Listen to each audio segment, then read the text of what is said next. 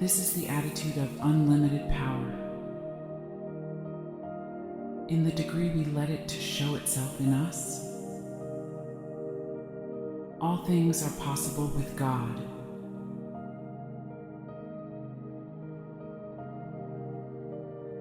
That is, in line with God, all things are feasible. Maintaining one's relationship with God, who works through all things, is the real secret of power. And in the degree of our connectedness, are we able practically to transcend all possible constraints? Why then waste time chasing hither and thither to get power? Why spend time using this or that practice, rather than meandering about the valleys and mountainsides? Why not head straight to the peak summit itself? True not of physical man, but of spiritual man. That man has absolute dominion, as stated in all the scriptures of the world. Many creatures, for instance, are bigger and stronger than he could physically have dominion over. But by calling into action the greater mental, physical, and spiritual forces with which he is gifted, he can become master over even these.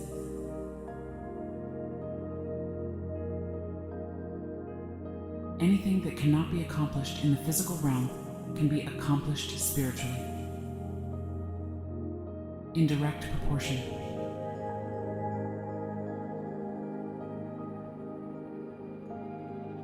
Is the man who perceives himself as a spirit capable of outperforming the man who sees only as material? Live accordingly.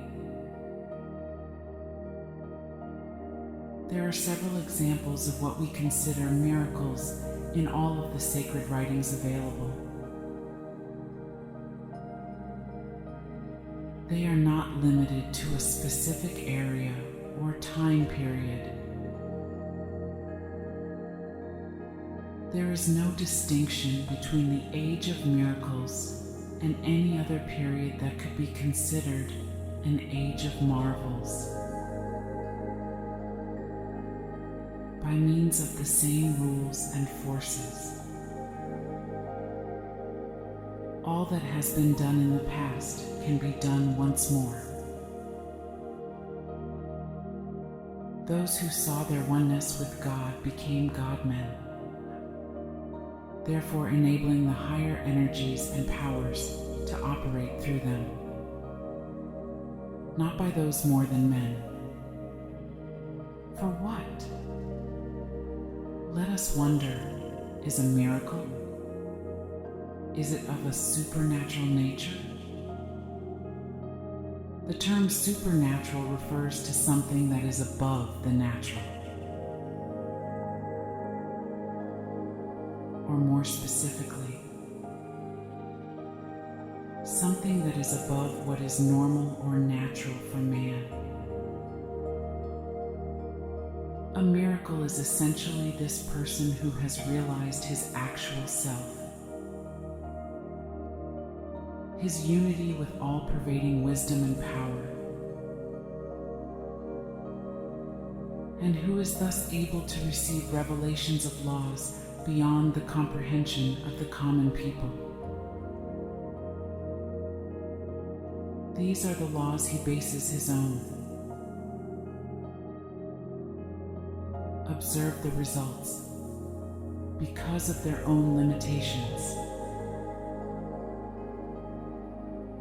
The people call them miracles and refer to the person doing blatantly remarkable deeds as a supernatural entity. The concept of supernatural entities can be realized by embracing the universal wisdom and power of the higher source.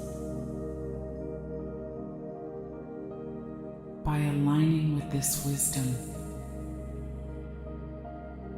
individuals can tap into their true potential and perform miracles. It's not about being a supernatural entity, but about embracing one's true essence and realizing the limitless possibilities that come with it. It's important to remember that the supernatural of yesterday changes with the evolution process, moving from material to spiritual aspects.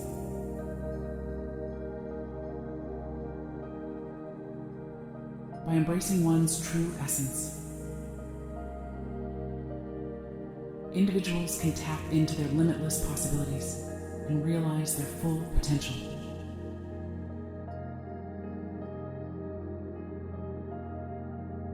Typical and normal for daily life. And what nowadays seems to be the supernatural turns out just as the natural of tomorrow, and thus on across the years.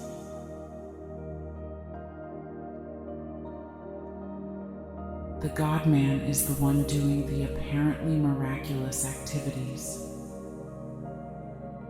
The individual who, upon awareness of the higher powers, transcends the norm.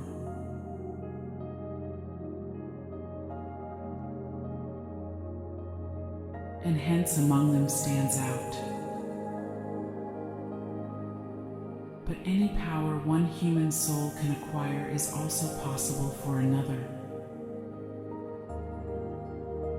Everyday life runs along the same laws. Men and women of power are within us. Alternatively, we can be men and women with impotence. One will rise the instant he virtually realizes he is able to. And he is completely free from constraints.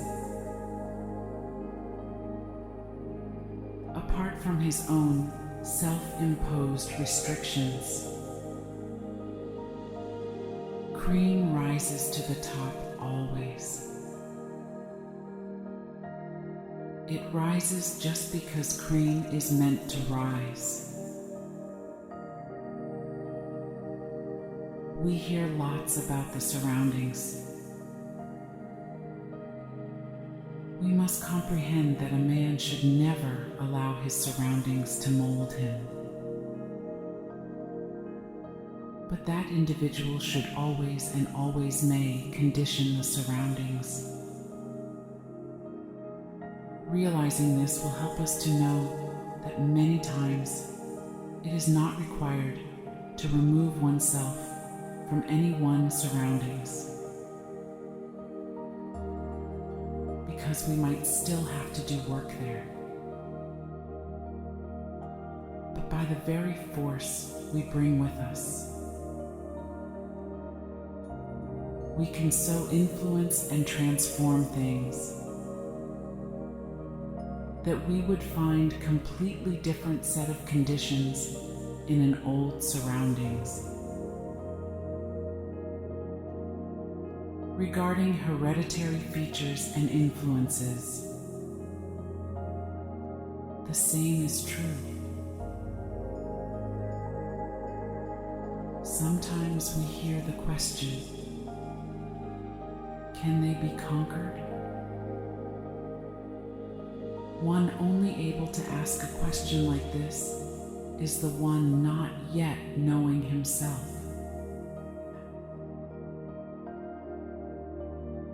If we entertain and live thinking they cannot be conquered, the chances thus are that they will always exist. However, The instant we start to see our actual selves, and hence of the great forces and powers inside, the mental and spiritual powers and energy, hereditary features and impacts with negative character will start to fade, then vanished quickly, exactly in line with the fullness of this insight. Nothing exists that we cannot overcome. Say not, thy bad instinct is inherited, or that some quality inherent makes thy whole life miserable and demands that punishment not be justified. The vast eternal will rests back of thy parents and ancestors. The path to personal growth lies within you, not influenced by others' actions. By recognizing and embracing this truth, you can break free from negativity and create a brighter future. The strength of your mental and spiritual energy will guide you towards a life filled with positivity and fulfillment. Yikai, your heritage is a strong, divine, and guaranteed lever of achievement for those striving. There is no magnificent height you cannot ascend. All successes could be thine in the fury of time. If at all thine fault, dost thou not faint or stop. Still, rely on God's security team. Earth does not have any claim the soul cannot challenge.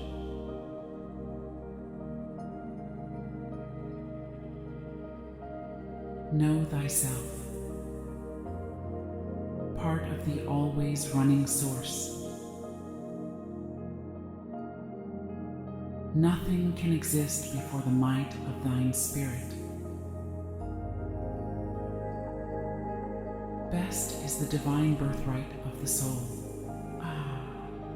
Again.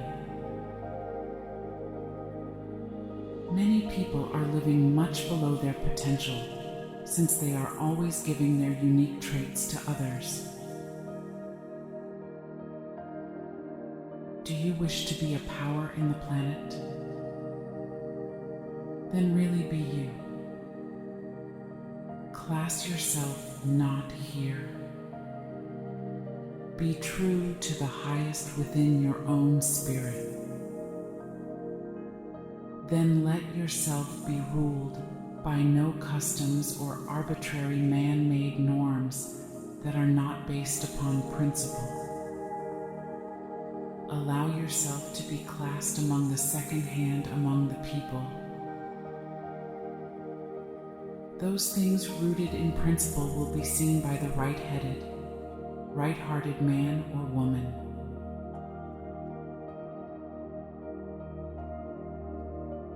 In any case, don't give your uniqueness, which is our greatest agent of power, over to the customs and conventionalities that have derived their life from the mass of people without enough force to preserve their individualities. Those who, in other words, have given over as ingredients to the mush of concession, which one of our best writers has said characterizes our modern society. If you do give up your uniqueness in this manner, you merely help to create the negative conditions. You become a slave in payment for this. The chances are you will eventually be unable to hold even the respect of those you in this way try to please.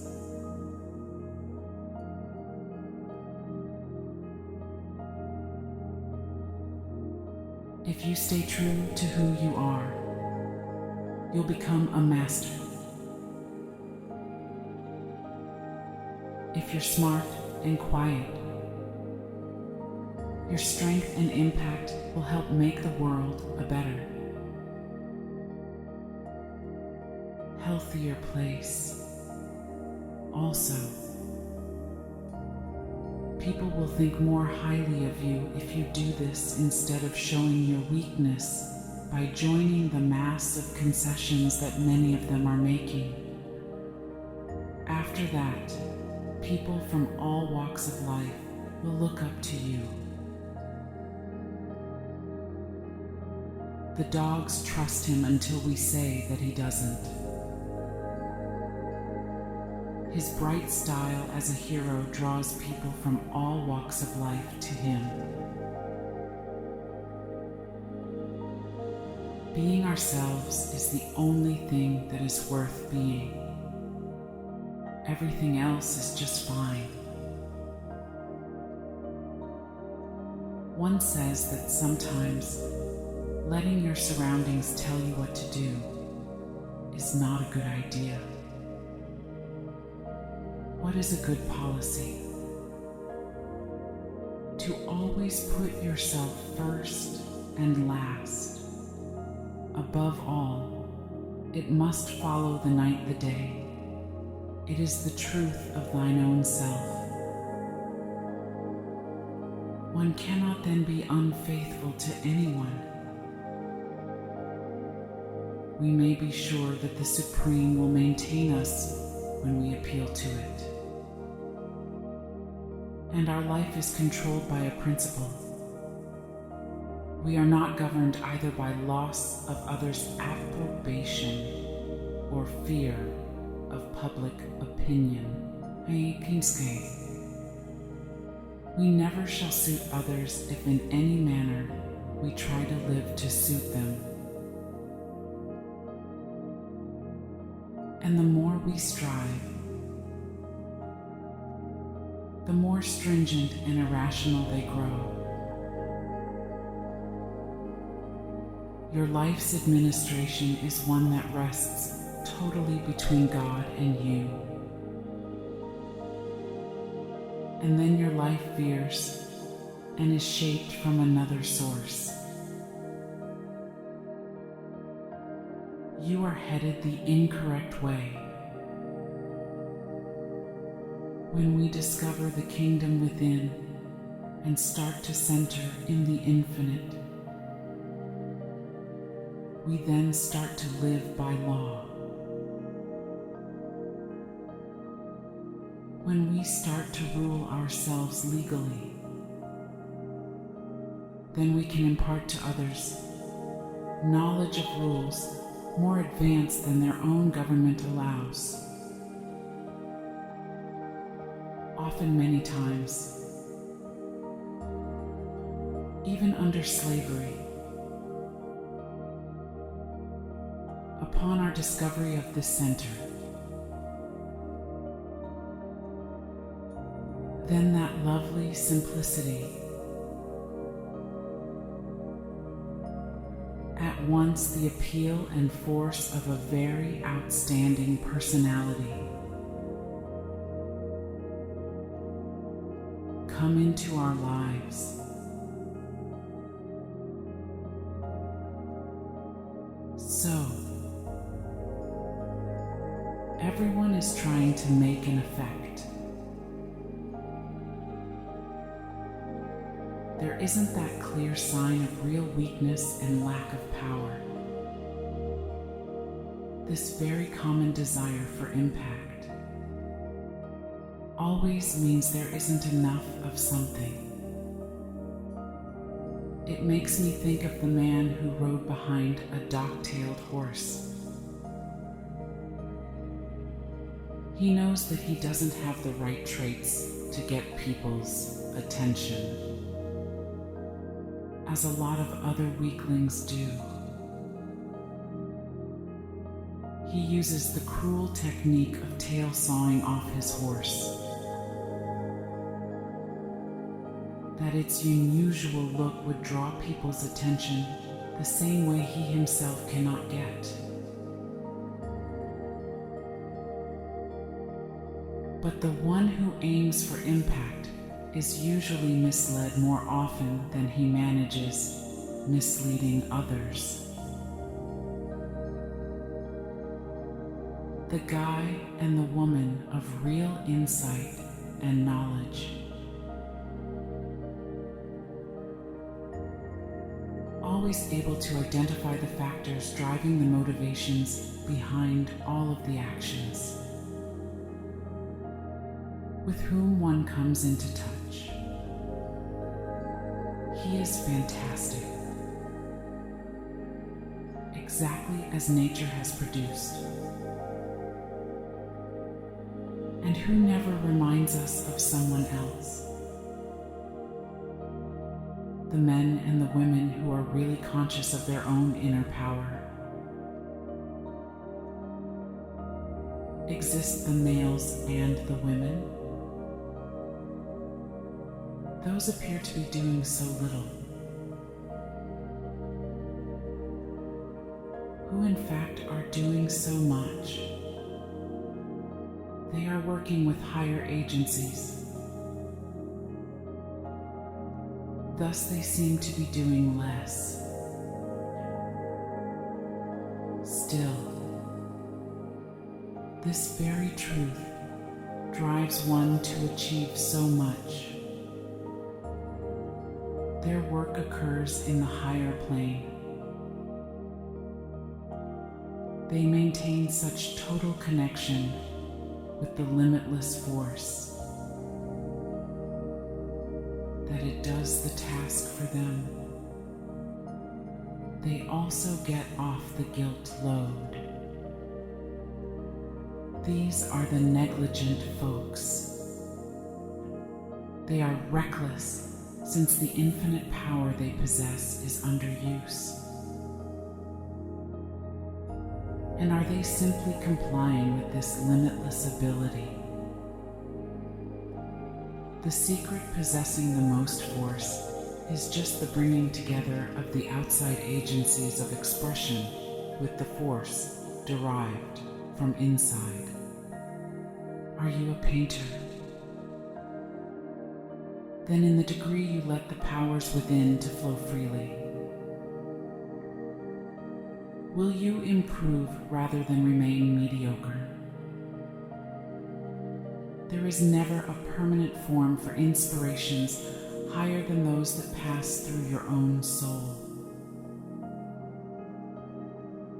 You must open your soul if you are to experience the higher inspirations. You have to open it totally to the one and only inspiration source. Do you have a speaking voice? In the degree you come into harmony and cooperate with the higher powers speaking through you, will you be able to actually shape and transform men? You will be only a demagogue if you rely just on your physical agents. You will become a great and honest orator if you open yourself so that the voice of God may communicate through and employ your physical agents. Fantastic and accurate. In just the degree you so expose yourself.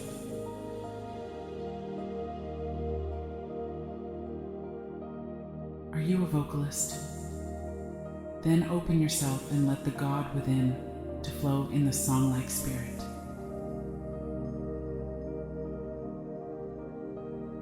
It will be 1,000 times simpler than all your hard and studied practice requires.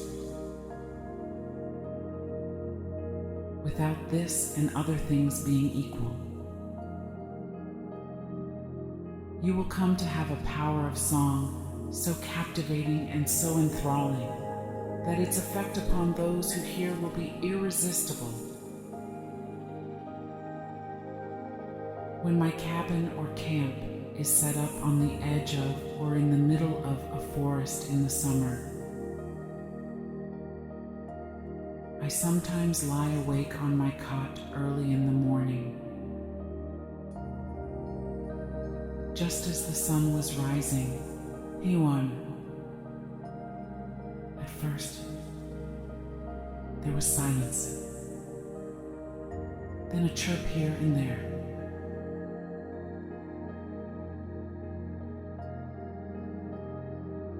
As the colors of the morning became more clear, they happened more and more often until eventually it looked like the whole forest was singing together. Wonderful. Wonderful.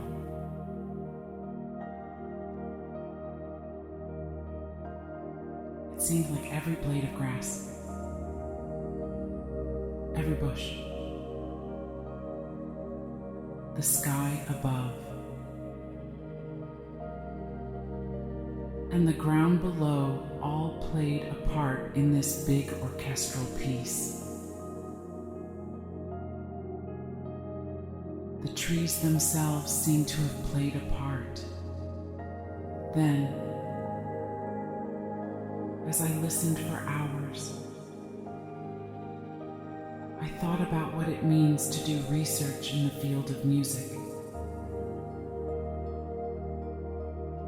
If only we could learn from birds and let the same forces flow through us,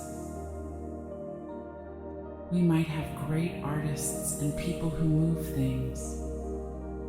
No, what singers and guys who could move would we have? Do you know where and when Mr. Sankey sang for the first time? According to one of our able journals, the 99. Before performing the 99, which maybe of all his works is the one that has gained him the greatest notoriety. Mr. Ira W.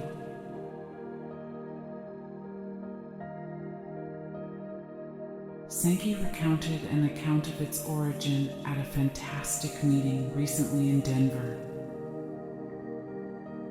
Leaving Glasgow for Edinburgh with Mr. Moody, he stopped at a newsstand to purchase a penny religious newspaper. Glancing over it while they rode on the cars, his attention landed on a few small lines in the page's corner. Turning to Mr. Moody, he remarked, "I found my hymn." Mr. Moody, however, was deeply involved and did not hear a word. Mr. Sankey pasted the verses in his music scrapbook since he ran out of time to pick a melody for them. One day they had a really remarkable encounter in Edinburgh, where Dr. Bonheur had addressed the Good Shepherd with enormous impact. Mr. Moody beckoned his friend at the end of the speech to Sinjin, though he considered nothing but the 23rd Psalm. He had sung it so often. His second consideration was singing the lines he had come upon in the newspaper. The next consideration, though, was how he could accomplish it without music. Then a fourth idea struck. Sing them anyway. Not sure where he would be going to emerge from. He set the lines before him, stroked the organ's keys, opened his mouth, and sung.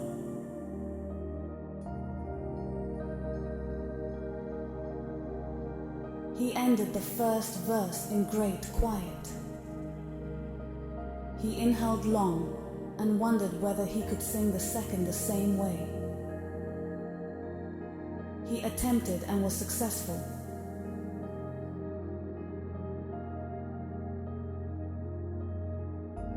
It was then easy to sing. The meeting fell apart and the crowds were crying when he ended the hymn. Mr. Sankey claims that was the most powerful event of his life.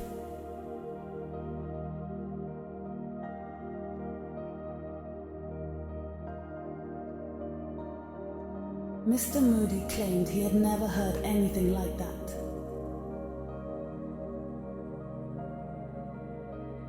Every meeting hummed it, and soon it was spreading all throughout the globe.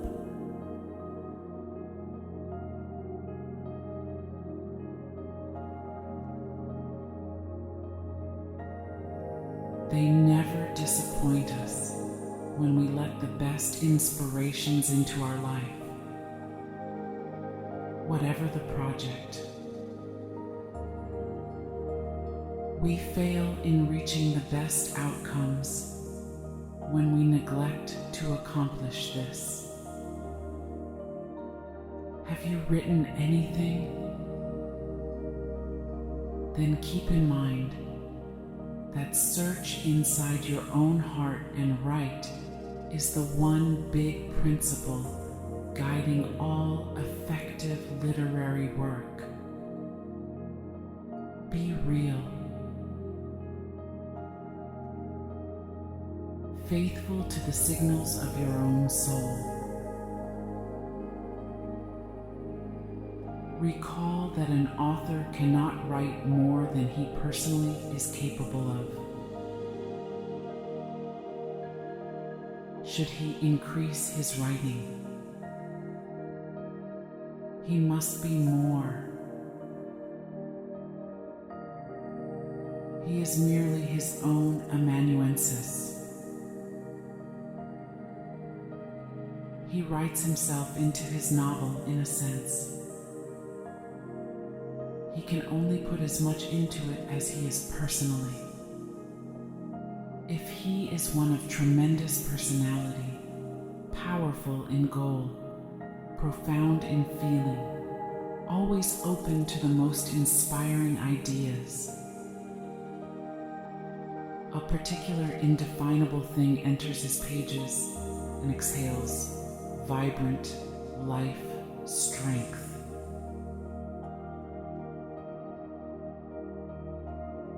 A power so tremendous that every reader finds the same inspirations as those who spoke via the author. Many times more than that written in the lines, that is written between the lines.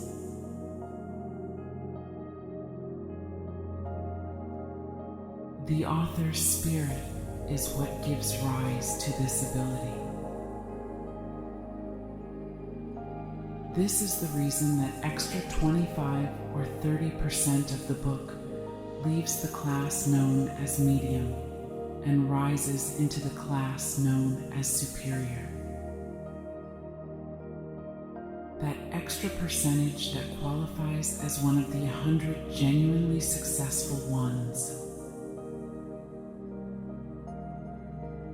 Though the 99 never see more than their first publication. This same spiritual power the author with a great personality applies to his work is what drives it to vanish so quickly from reader to reader. Any book that has a great circulation only moves from mouth to mouth. The only method any book can circulate in the ultimate.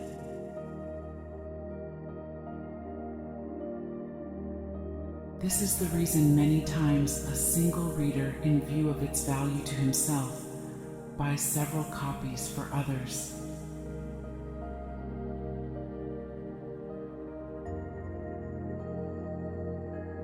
Says Emerson, a good poetry offers itself to rational men who read it with delight and share it to their sensible neighbors. It thus attracts the enlightened and giving souls.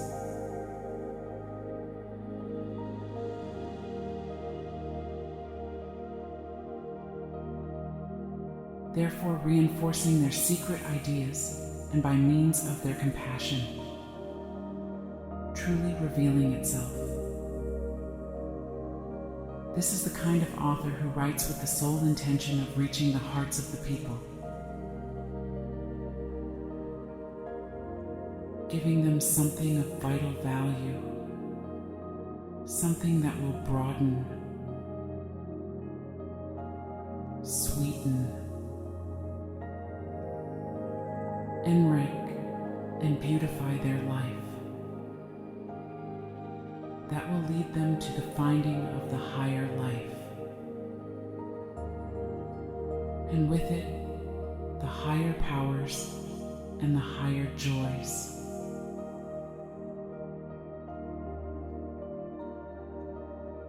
This is not with the mind of having what he writes become literature.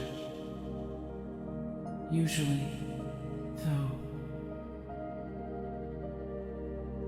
if he succeeds in reaching the people, the part of becoming literature takes care of itself, far better than if he sought it straightforwardly.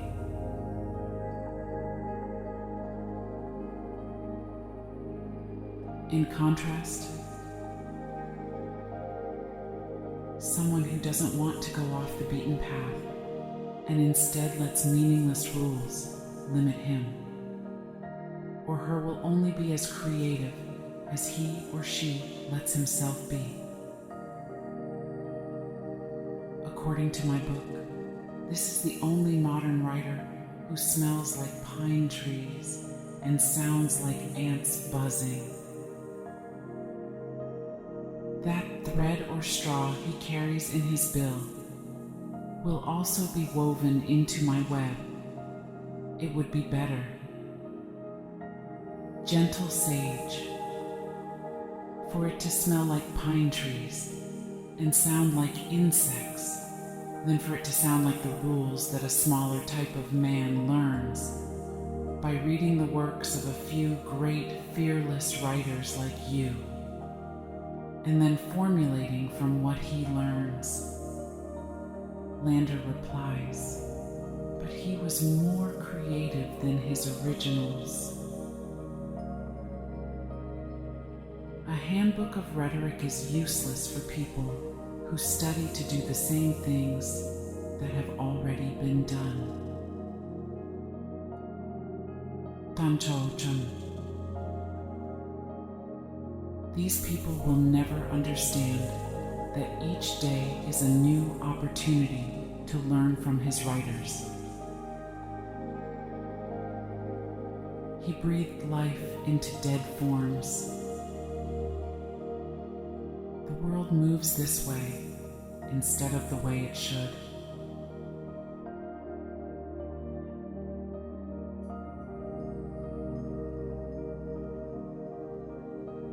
Then it would be my honor to be a slave to the well-thought-out rules of any rhetorician or the opinions of any reviewer.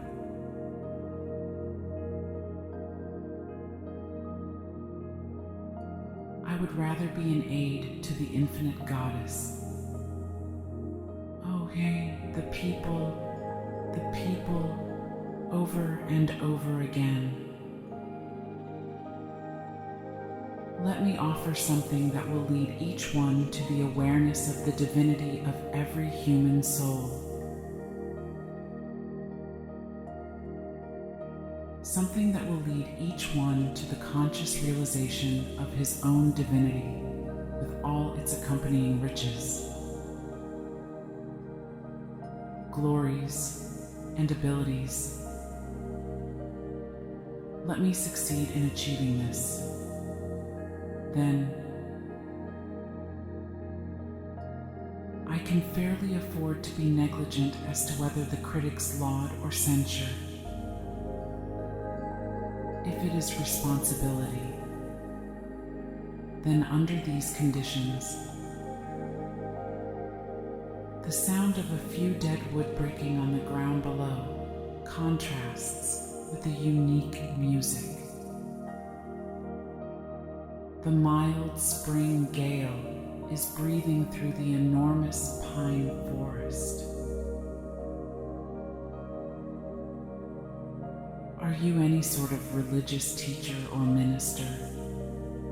Then will you be one who speaks with power in the degree that you free yourself from the man-created theological dogmas that have held and are holding and limiting so many, and in the degree that you expose yourself to the divine breath? In the degree you accomplish this,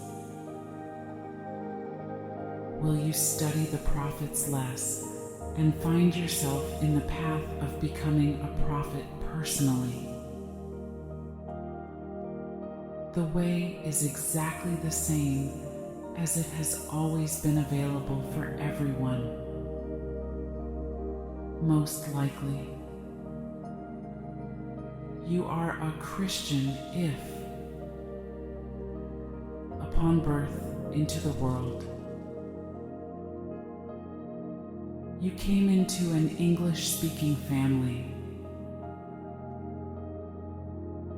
Being a Christian is following the teachings of Jesus the Christ,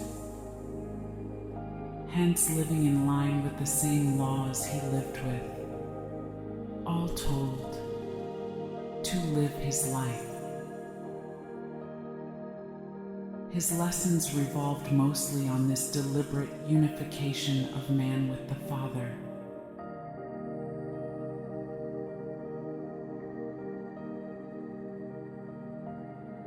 Jesus the Christ was the result of this oneness, with the Father realized completely on his side.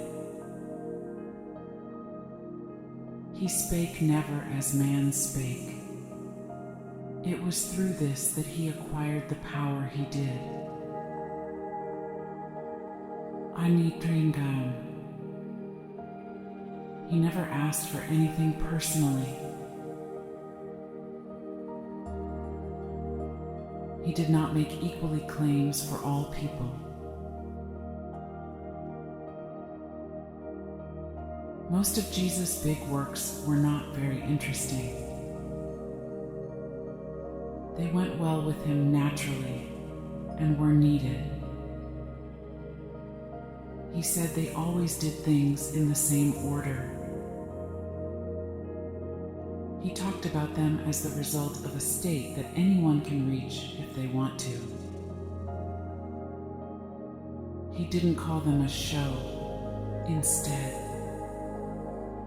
he called them a teacher and a truth teller.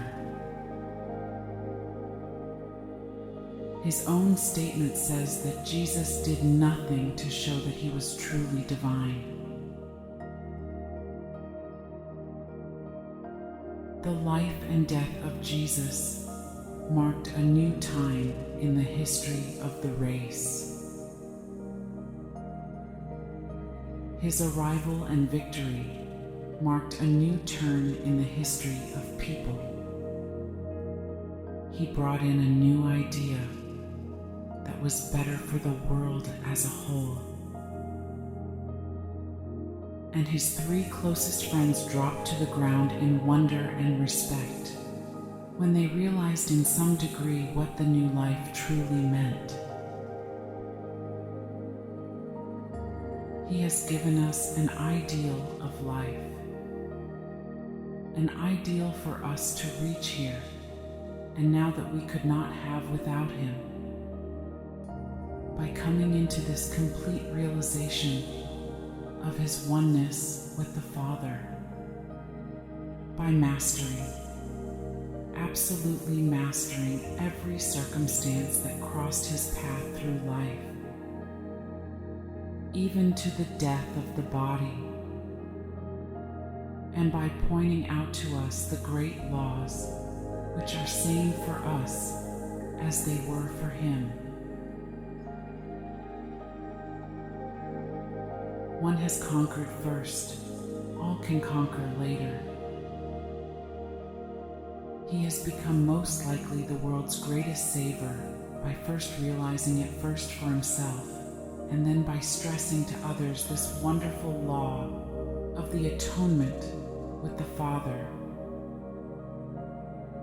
Don't mistake his mere person for his life and teachings, an error that has been done in connection with virtually all great instructors, time and over again.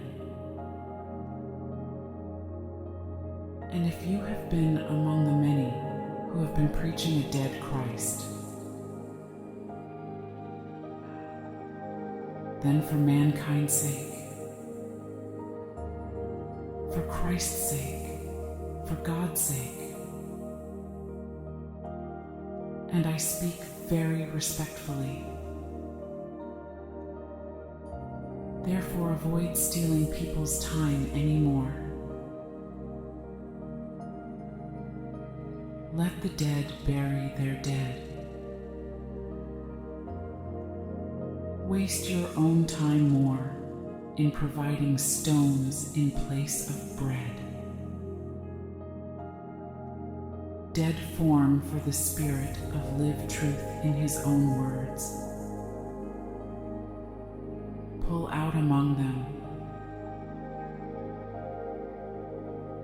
Teach as the Christ within did Jesus. See this in all its ultimate beauty and might. Discover it just as Jesus discovered.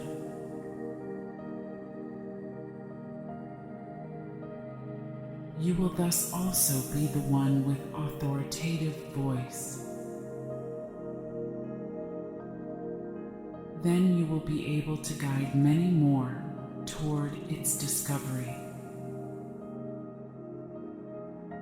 This is the really expensive pearl. It is the kind of preacher whose soul has never as yet even sensed the vital spirit of the teachings of Jesus, and who as a result is offering the people archaic forms and dogmas and hypotheses instead of what they need.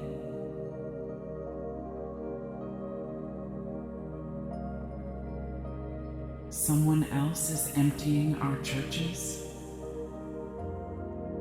This is the type whose main goal seems to be getting guys ready to die. They say that you should never put the second thing first. We need men to show us the way to live. There is no doubt that living comes before dying. Indeed. The so-called dying will take care of itself in a most beautiful way once we finally know how to live and live in line with what we know.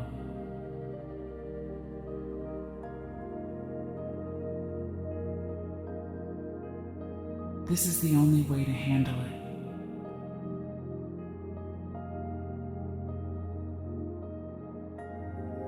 The fact that our churches are empty is because people are tired of seeing empty shells. Many short-sighted people often say that faith is dying out. How can something die before it really comes into being? As far as the people are concerned, religion is only being born. Alternatively, they are simply waking to a necessary daily religion. We are only starting to transcend the letter into its true living spirit. Religion going out, difficult even to consider. Religion.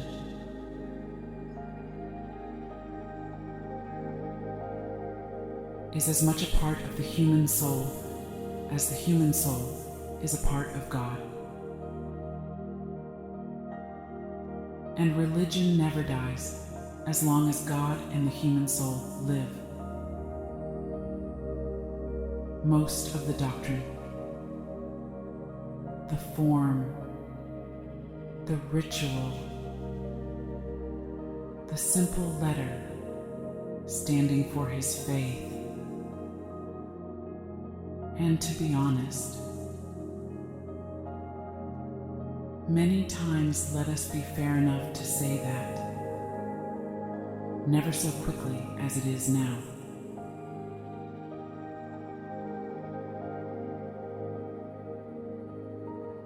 Let us be fair enough to say it is fast dying out.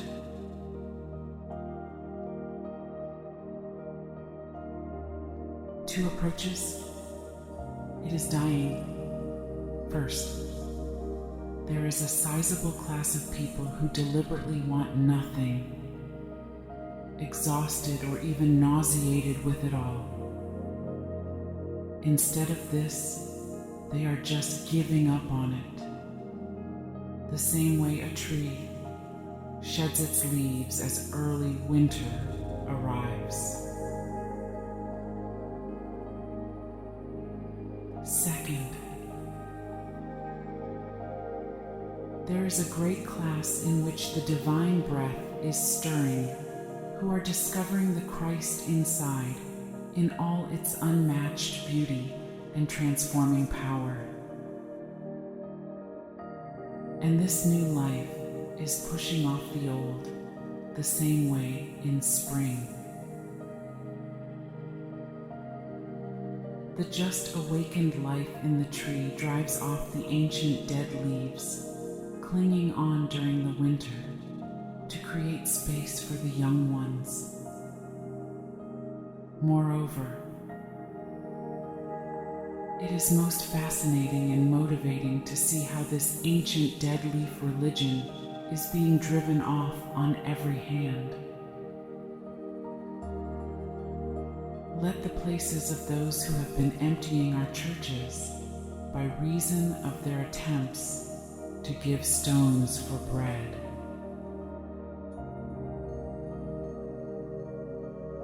Husks and chaff for the life-giving grain. Let their positions be taken even for a few times by people who are open and alive to these greater inspirations.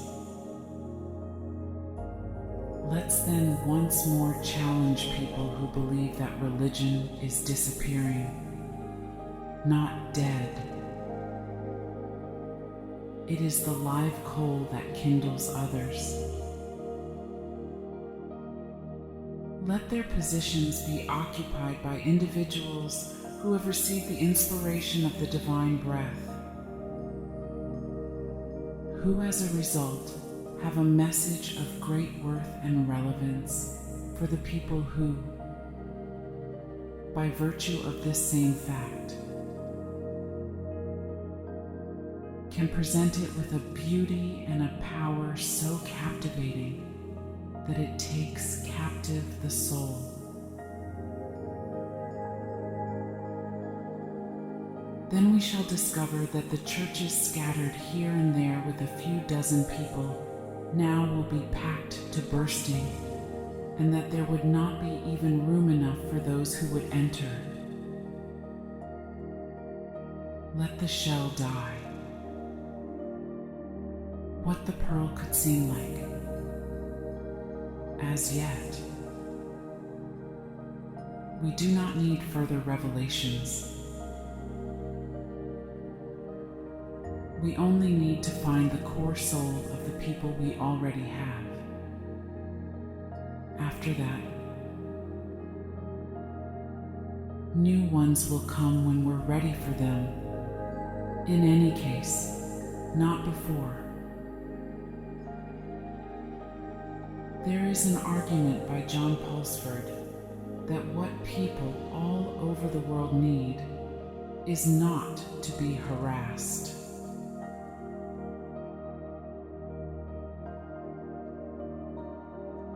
but to be filled with a greater, more powerful breath of God than they have ever felt before. Additionally, I would not be honest about my own experience if I did not have proof that this holy breath fits the needs of the soul, as well as a June morning fits the earth.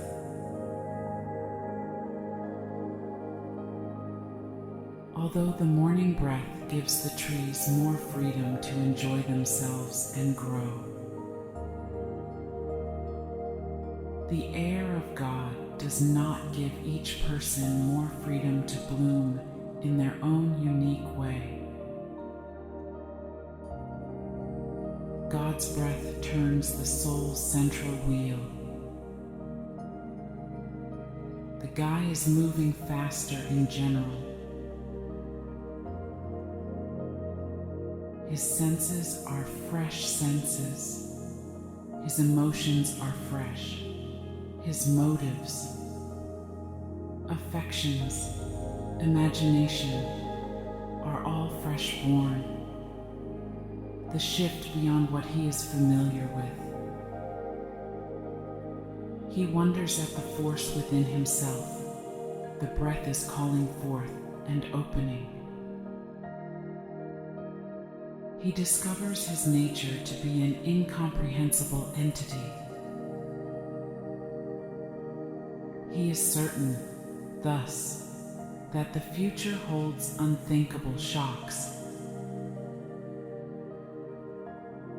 And here's the proof I would want to share with my readers of the existence of God and of the unceasing human hope. Let God's breath kindle a fresh springtime in the soul beginning here.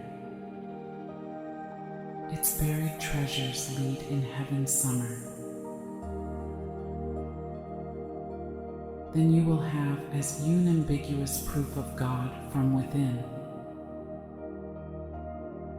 as you have of the universe from without. Indeed, your internal experience of life and illimitable hope in God will be closer to you and more dominant than all your exterior surface experience of nature and the world. The universe just has one source of power. Whatever, then, you are painter, orator, musician, writer, religious teacher, or whatever it may be. Know that to catch and take prisoner the secret of power is so to work in tandem with the limitless force, in order that it may constantly operate and reveal itself via you. You fail everywhere if you fail in accomplishing this. Should you fail in accomplishing this, your work, whatever it is, will be third or fourth grade. Maybe at times second rate. But it positively never can be first rate. Totally impossible. Will it be for you to master ever? Your estimate will define the degree of success of your efforts in any direction.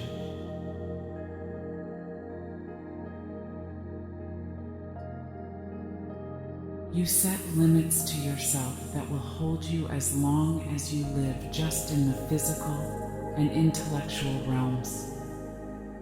However,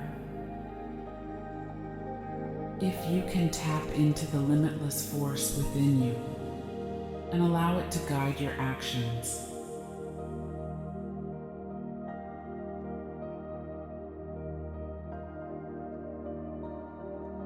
You will transcend those limitations and achieve greatness in whatever you do. Aligning with a powerful force is crucial for achieving mediocre work and reaching its full potential. Recognizing and harnessing this power can elevate work to extraordinary excellence. Oneness.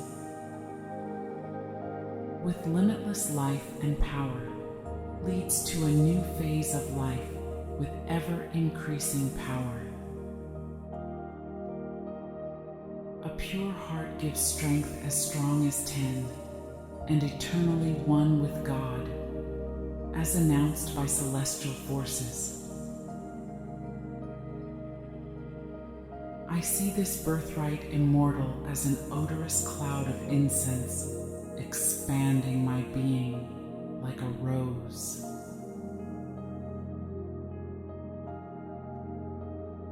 Around and above me, it sounds like celestial voices in a chorus, divine and clear, flowing a great song of rejoicing.